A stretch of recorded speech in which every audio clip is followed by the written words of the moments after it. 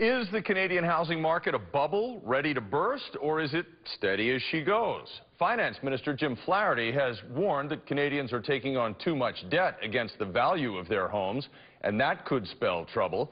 But the latest report from the Canada Mortgage and Housing Corporation is dismissing those fears, saying there is no clear evidence of a real estate bubble.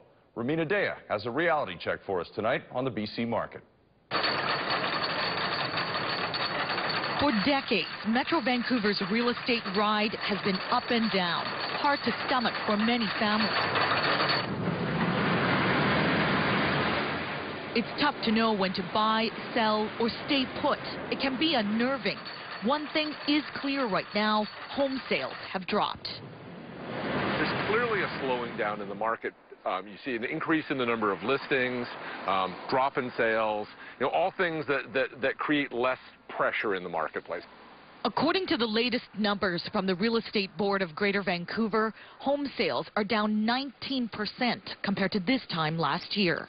The comparison to last year was heavily influenced by the change in the federal government's mortgage insurance criteria, which pulled forward a large number of sales into early 2011. So we're comparing that high point to activity so far this year. Okay, so the average sales price... But don't get too excited. Even though there's been a 19% slowdown in sales, home price indexes show almost a 4% increase in the average price of a home.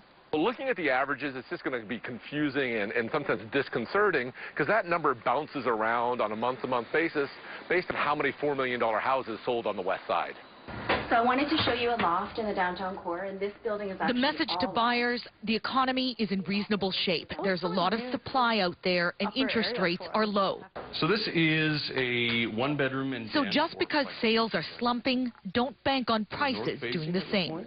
We don't have a sort of financial environment where people are looking at major financial corrections, double-digit increases in interest rates or, huge tightening of liquidity. That just doesn't seem to be on the horizon. To expect, across the board a 10, 15, 20% drop in house prices, I think that's being rather hopeful for a buyer to expect that.